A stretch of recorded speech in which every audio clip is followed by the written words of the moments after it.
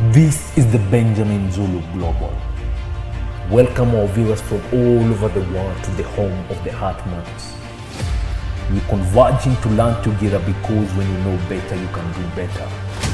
And a better life is what we all want. Better work life, better family life, better personal life. Ladies and gentlemen, my name is Bramwell Opio, and I'm sure you've heard a lot about men who ask their women to stay home. But have you ever asked yourself why? So today we are talking about why men ask their women to stay home. Hello, Benjamin. And let's start with the surface, that he wants quality parenting for his children. Those are the reasons they give. That he wants you to be home for the children. And even if that was to be sincere, it's a very short-lived dream unless you are getting 12 children. If you are getting the normal number of children in the modern society and what is practical and applicable without saying people cannot get that number, in most cases the parenting period is short. The babysitting, the children themselves will leave. The other reason is I will provide everything. Whenever you hear that word of I will provide everything, what he's saying is I will provide everything material. He provides everything. Always add material. So people can only provide what? Material Things. Yes. Pay bills, give, pay whatever, even give you some money, material things. Is material things everything? No. It's an oxymoron. It's a self-contradiction to say a man provides everything. There are things nobody can provide for you. Again, let's go to the philosophy of our origins. Who came up with the idea of the boy Bramwell? Let me come up with the idea of a man called Bramwell. It's God. It's not your father and your mother, because they're also doing gender reveal. They were discovering which gender it is. Yes. And you have a lot they don't have. People can't give you what they don't have. You have some genes that show you are their child, but the rest of your genes they don't share. Your thumbprint is different. You have a lot your parents could not have given you. Whoever originated you wanted a certain life for you, and nobody else can give you that except the originator. Again, when they talk evolution theory, it looks scientific, but when you talk creation theory, it looks religious. Because of the bias there is against truth. But remember, when people acknowledge that they did not come from monkeys, they came from a person, they have to deal with the person. That is the painful part. It's not the facts that we don't have.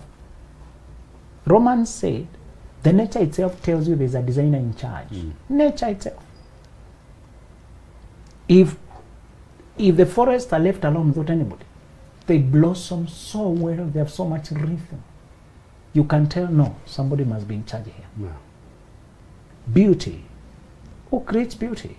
So the struggle with he provides everything begins when you think your needs are only material. You have needs that are origin related. A reflective person cannot be told or provide for you. You appreciate the provision, but that's not all. When I reflect, I originated a place where my parents were not and you were not. And where I came from, I'll go back there. There's a duty I have, more than to you. One guy was angry, Charles Spurgeon, when his wife was coming from some activities, and she would arrive home past sunset, which he did not like. He had these rules that, and then he kept repeating, remember, I am your husband. And one day she reminded, you're my husband, but you're not my God. You have more to do in this life beyond marriage, beyond being wife. I will provide everything notion is shallow and empty. There are three other things at least that you need and nobody can provide for you. One of them is growth, stretch, exposure to new information, to trends, to currents, to what is going on, to the industry, to challenges, to the topography. How are things changing? In that industry you study, that industry you love, the fabric industry, for example, the tailoring industry, the designing of clothes, for example, or the interior design, what are they construct? The thrill, that satisfaction of solving problems and growing thereby. Yeah. Anybody can provide that? No. You are being very ignorant if you think stay home, being given material things, can satisfy growth. Yeah. If you say you read books at home, you can't read things in a vacuum. Unless you apply them in real life, they'll lose meaning. Yeah. The knowledge is only relevant when it's solving real problems. We must also footnote and say we actually we believe one parent should stay home when the baby is young, more so the mother because of breastfeeding. To stay home for a period when the child is very delicate, needy. It can be a year, it can be 2 years. Not really that staying. The staying is graduated. When it's like the first few months when the baby is very needy, you are home totally maybe. But after the child is here, they have some independence, you have something you're doing in the meantime. Educating yourself online, taking this course. Those few hours of the day, you check out this, you have an assistant here. Your growth is so demanded to be consistent that if you stay away for too long, one reason those who have stayed at home for so long can't come out is because they can't cope. Yeah. They can't manage a shop. The tricks, if you give them an M-Pesa shop, they'll be conned tomorrow. Tricks of conning have graduated. The same M-Pesa business. Yeah. We used to run 20 years ago. Now, the game has graduated. People can withdraw innocently, and you see it as withdrawn. They'll show you their message. Your message has delayed to come without knowing that another person had withdrawn, their friend, and gotten your message out it comes. So they have edited that one to show that even the time, to show they have withdrawn now. Yeah. And then they apply and say, okay, your message has not come. They're nice. And all right. Okay, do we, okay, is it 10,000? It's okay. You give away money to a nice person who is not even hostile, only to call Safaricom. No transaction was done like that. You are tricked with an edited message. Yeah. The reason it's so hard to stay home and jump back after years, tricks, dangers have increased. You attempt anything, either you are off, you may try to go back, and it will just be more difficult to catch up. It is better to stay in touch with the industry you studied, whatever you went to, even banking, what they were dealing with now. The new technology, imagine coming back 5 years to realize the technology they were using has evolved so much. You need a whole retraining, and you're still making expensive mistakes. They say, you studied banking, and then you said, let me stay home. Now you say, let me go back. You need retraining and courses. These people, you know, many of them are taken for trainings almost every so often. Even them who are constantly, they need 3 days of crash program. Yeah. To be trained AI. I mean, anticipating every industry now will start bringing AI. Because even Microsoft has brought a Copilot, who is just AI, which you can tell to organize a spreadsheet for you. Your competence was organizing spreadsheet. Now there's an AI that is doing everything. Word document to tell them you're trying to summon. PowerPoint. The headache of making somebody is doing 70% of the work for you. Now here you come, you don't know what is AI. You don't know how to command. They have attended 10 conferences in those 5 years. When you are away, they were practicing daily and trained 10 times. Are you in the same place? No. Never stay home. The world moves so fast. You are degenerating. Every time you lose touch and say, oh, he provides, gives me the lifestyle. The second thing we are saying, one, he can't provide the growth, the connectedness with your industry and improving by it. Another thing he can't provide is social capital, meeting quality people, meeting good people. People are resourceful, people are networked, who can show you opportunities, who can improve your life, who can give you wisdom, who can expose you to better ideas. Those people, you're going to meet them in person. Even if I give you $1 million to stay at home, will you meet those people? No. They are busy. You're going to meet the course of business. If you go to some idling place, you meet other idlers. Idlers won't help you. Yeah. The real people you're meeting in the course of business. In fact, one way these young people are struggling to make entry into the industry, we advise them is to get a job without looking so much at the money, but the people they'll meet there. And While you are there, be very attentive. Resourceful CEOs, managers, whatever, they're looking for people who can deliver quickly with minimal resistance, with minimal supervision. Be eager. That way you make impression. Workplace is an exposure place. So if you go out there, you meet in person quality people who improve your life. The other thing you cannot, nobody can bring it home for you, is the role model your children need to fight in the world. How will you show them how to navigate life when you're navigating home? How are you encouraging your children to be fighters when you're not a fighter? You're an eater, eating at home. And we are not at all downgrading how much it takes to run a home. Cleaning, cooking, keeping the place going can be laborious. We are not undermining that. But we are saying it is delegatable.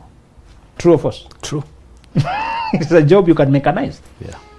If you get if your family is big and you have dishwasher or washing machine for clothes or something, and it can still leave you hours to stay on top of the world, of your game, to stay in charge, in touch.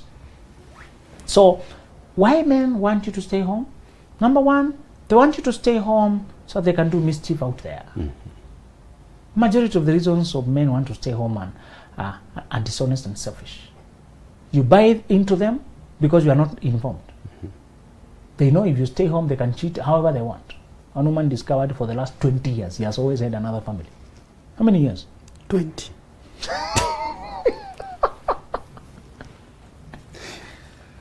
And then you're discovering after he has collapsed, he's sick. How many traumas are those? You know, there's a condition in psychology called multiple losses, multiple trauma. Yeah. When after a person dies, when you are mourning them, you realize they had other children out there. How many pains are those? Betrayal, grief, anger. To talk it with who? A person who lived the life of betrayal until they died. You feel like a fool. And I was asking this woman, if you were not staying at home, would you have not noticed the movements? Yes, I would have. So why stay home? They know where you are. They control your movements. They just need to tune up and down how much money you have. You know? And people who want to live double lives will either do two things. To stay very far away, long distance, marriages. You're not saying all long distance marriages are dishonest. Some are circumstantial. Yeah. And people, honest people will try to work out to get back together soonest. But there are people who actually get the distance on purpose. And you know it because they scream, they create a scream, and they may be coming home very faithfully, every Saturday. One time we were impressed that guy used to come home and he was asking the girl, oh, your father comes home so well, and she's not impressed. You know the way you're trying to compliment a person, but you don't see the joy. Yeah. You know, we learned that one lady, the husband had died in an accident. We did not know what to say because the husband had been giving her a lot of headache. So we don't know whether it's a tragedy or an answered prayer. Sometimes people write RIP to get done with it because it's a very troublesome situation. Part of why they want you to stay home is when they plan on having secret life. Some people use distance and they can be coming home regularly. That lady was not impressed because the man was coming home, but it was the woman giving him fare. The mother is the one providing the costs for him to come. So he's coming to silence them because he's having other things out there. Yeah. And now he's trying to appear present. But all his money is the other woman. And this is just a face they're keeping. They want to have a double life. They want to maintain a secret. And it's very easy to confine you at home and control you there. The second thing is they fear that when you grow, become wealthy, become connected, that you may replace them. They know they're not giving you what you deserve and they're not committed to grow themselves. So instead of the pain of growing, swallowing their ego, healing their wounds, striving more, dreaming bigger, admitting feedback, getting the therapy they need, becoming more balanced, confident in themselves, that's a lot of work. Yeah. They decide to keep you small I wrote a warning yesterday telling ladies that there's some men who submission to them means you remain small so that they can feel big. They have very fragile egos. These kind of men who don't want to grow, expand. And one guy who they're affected, coming there say, oh, you're always talking about men. You know, people are always defensive. There before I encouraged men all day, encouraging men how we even have a show on almost every setting. We are doing shows for both genders. Yeah. We have a show to show men. We have even talked about how to overcome the nice man syndrome. Yeah. We are coming to talk about how to know when women are trying to trick you. You know, we have those kind of. So it's a balanced. We don't focus on one gender on this show. There are people who focus on one gender, and that's very okay. There are people who their show is to educate men only, and I know many of them. I know others who to educate women only. You should pick whatever your career, but in Africa, if you ask me, we better talk both sides because we are not many. In other places, the teachers can afford to specialize. It's many of them. In Africa, if you specialize, who will talk to the others? We are not that many. Yeah. In any geographical area, you find that the people who are doing it in a consistent, reliable way are few. You know?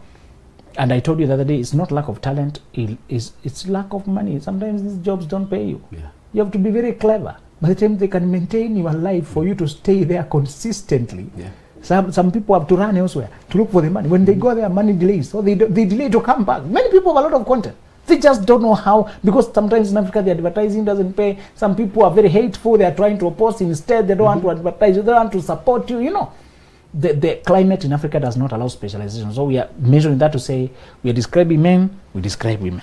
So today we are saying sometimes men asking you to stay home because his ego is very fragile. He's a very weak person. He does not want to grow. He does not want to change. He does not want to evolve as a person. He wants to keep you small. He knows your potential to grow. When you see people who are threatened by your success, don't mix your life with them. If the insecurities begin to hold you back, remember, you need growth more than you need romance.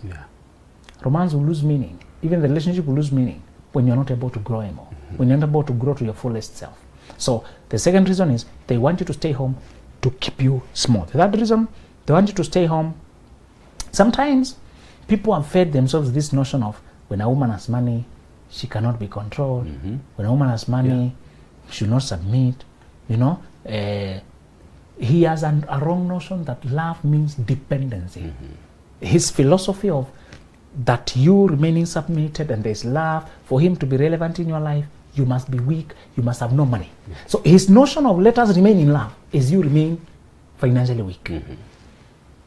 The problem with this kind of notion is that the marriage becomes more of a stagnated thing where you're mark timing. If you try to move forward, you see, one thing I asked you to marry is women who are large capacity. They can handle millions, they have the capacity. They are so ready. It's because you're trying to build something. When you're trying to build, you want a capable helper who can manage the project without getting overwhelmed, without getting distracted. Projects of development are demanding. They need money, they need minds, they need eyes, they need somebody looking around, they need somebody understanding what is going on. That kind of concentration, that kind of capacity is very rare. You don't need a weak woman. These men, they ask women to stay home because he has a distorted notion of building as a family. He thinks it's him only to build, and you don't need to put your hands to the plow. The men who have learned to allow their women to help, to come to the forefront, have more help than the insecure men who want to keep the woman at home. These three reasons anchor on one thing. They anchor on the principle that when he is insincere, when he has a very condescending attitude, be careful with the people who are irritated with women as a class of creatures. In a general sense, women cannot be trusted. Never marry that kind of person. You want a person who allows you your individuality to show, learns you as a person without throwing at you. We want men not to marry with these women who say, all men cheat, they are not good men, all men. So you're abandoned in that category. When you're abandoned there, it means she does not believe you can be any different. Yeah. And she's setting you up to continually prove you're different. Do you want a relationship where you're always trying to prove? No. It is tiresome. You want a person who, from the onset, believes that you are different and you show, allows you to be. So, to conclude that part is to say, you as a man, release your woman like a bird to fly. Why? True happiness and true love includes freedom. You should love in a way that allows the ones you love to feel free, to feel liberated, to feel elevated, to feel that is the only way they will love you back freely. If you tie them, they will not love you freely. They will be attached to you because of need. Yeah. How difficult is it to keep people in a small place, so that they can remain? My friend was mugged by some guys, and then they saw a car coming. They threw him into a trench and held him down there because there's lights. So when they try to rise up, they see another car, they put him down again. Some people don't want any light on you. They keep putting you down to a trench. Yeah. So you're not seen by a car. You don't seen by a helpers. How much effort are you as a man spending to keep your woman caged?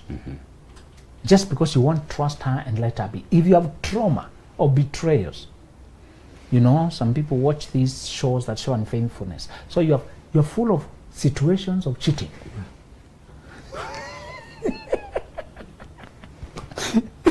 Until you're seeing it everywhere.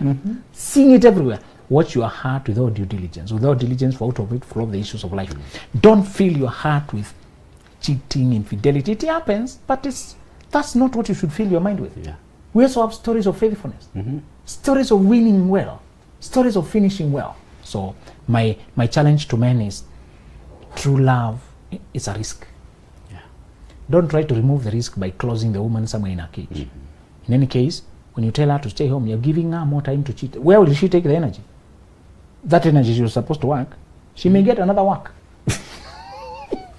Cheating. And now that there's so much boredom, the day is very long. A day is very long. Yeah. When you don't have engaging conversations, who is engaging at home? You just left her maybe with a worker here and there. Yeah. Who will she engage? Who is on her standard? Let her go to engaging people, then watch her prove whether she can be trusted. There's a risk. Don't try to run away from the risk. That risk remains alive. Yeah. That when you let people free, they can cheat. But you must take the risk to know whether really they are loyal. Yes. And that freedom comes when you have the opportunity to choose. Yes. And choose wisely. Yes. You see? And now, Benjamin, this type of men that we are actually talking about, maybe they have been brought up in that environment where even their own fathers never allowed their mothers work. And we are forgetting that work makes you become. Yes. Okay? So it was never modeled to them. Exactly. How then can they unlearn and believe that beauty is actually allowing that woman to become who she was created to be? Yeah, you need to unlearn your notion of, especially if you are brought up by a stay-home mom yourself. Yeah. You saw the struggle of her not being able to help you. Sending you to your daddy who maybe had no money, had an attitude, sometimes unavailable, you're struggling alone. Many of those who were brought up by mothers with no money. No. We have not gone to the place of mentioning risk. When the man loses his job or his fortunes change, the misery, the sheer struggle. What do you do with that? Is to say, how do you unlearn? Remember we said this. If you do not undertake personal transformation, you will replicate what you saw at home. Exactly. Personal transformation can involve intentional learning, self-discovery, exploration. It can involve therapy. It can involve, it's a period of intentionally learning to change your mindset. And we said, which period is that? When you start earning anything. After rent, pay for your wholeness. Yes. Please. Yeah. It's a seed you're sowing, and it will you reap the rest of your life. Buy a book.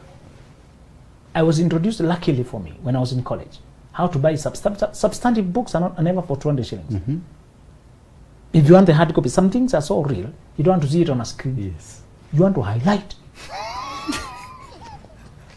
Repeat. Yes. So I remember purchasing, but luckily today we have softwares, apps that you can, with 1,000 maybe per month, for that month even maybe. Yes. You can get a crucial life-saving book. Like the book we're talking about, Healing the Child Within, is one of the best materials we're using. There's another one called The Child Called It. The child was seen like a thing, like a resource, like a cash cow, like a bank, like an ATM. Nobody sees your personality. Nobody recognizes your emotions. They want what they can get from you.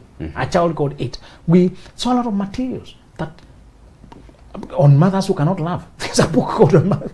They just can't love. You know, how do you study those kind of?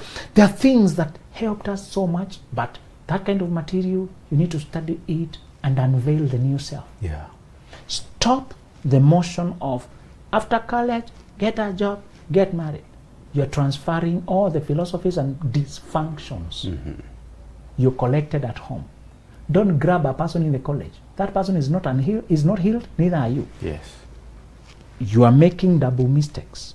It were better if you took your time to heal, to learn. The reason we ignore this period is because psychological wounds don't ache. You may sense a disturbance. You may know you're very afraid of being alone. You may know you are yearning to be validated. You may know this is abnormal and get so attached and get so insecure. Many people have ideas. Many of them have some insight. But why am I so afraid? Why do I get panicky? When I get into a relationship, anxiety comes up. Panic attacks. I hold my phone, I sweat. When I'm not in a relationship, I'm so calm. When I get into a relationship, hell breaks loose.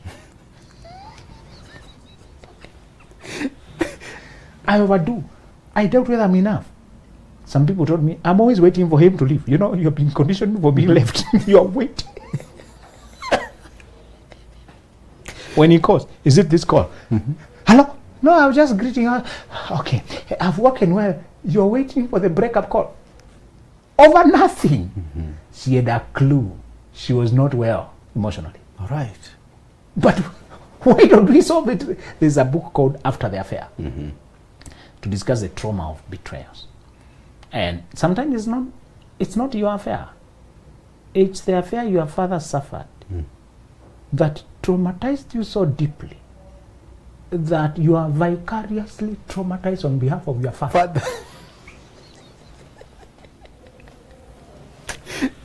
And your mom used to have a car, or she used to go to Mombasa for a week, only to realize she was having. So today, when you imagine a woman working, going to Mombasa, it's traumatic.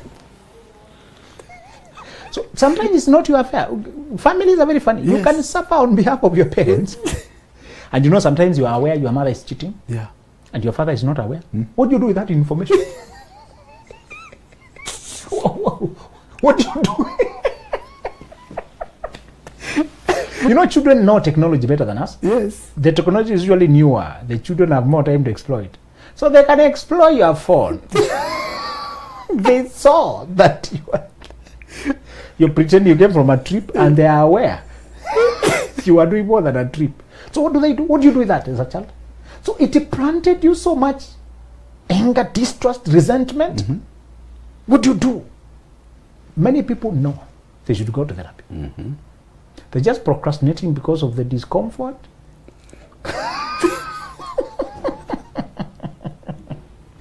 You know, the pain of, you know, the resistance of going to hospital. That headache, oh, it will heal. Let me try. You said lemon, okay, concoction, okay. Many times you resist going to hospital. The same. People are aware. How they grew up is not normal. There's a group I told you the other day we should keep remembering. Those who are traumatized in normal families. Or in families where it was taboo to say anything is wrong. Yeah.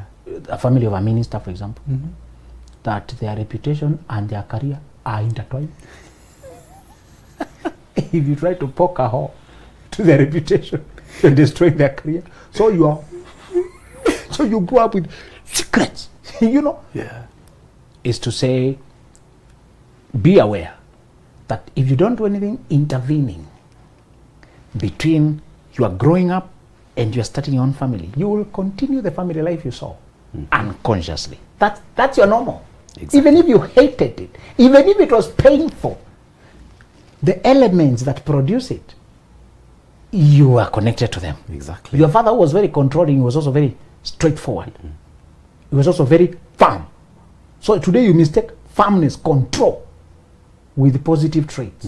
You end up marrying a man who has the positive traits of your father. Yeah. The negative traits are the same, only that he's not beating you up during dating. He's just calling many times out of concern and care. And because your father used to call that way, you don't see a problem. Your father called 10 times a day. This man is also calling 10 times a day. So it is normal. And you go on with that. Your father used to beat up your mother. Now you start being beaten. You want to, I used to swear that I can't marry a man who beats. The men who beat up have similar positive, quote unquote, traits. And that's what they show you during dating. Yeah.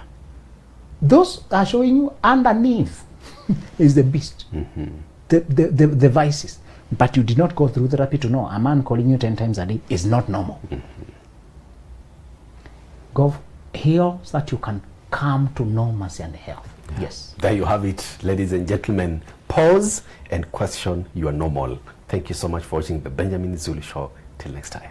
This is the Benjamin Zulu Global. Welcome our viewers from all over the world to the home of the Heart Matters. We're converging to learn together because when you know better, you can do better. And a better life is what we all want. Better work life,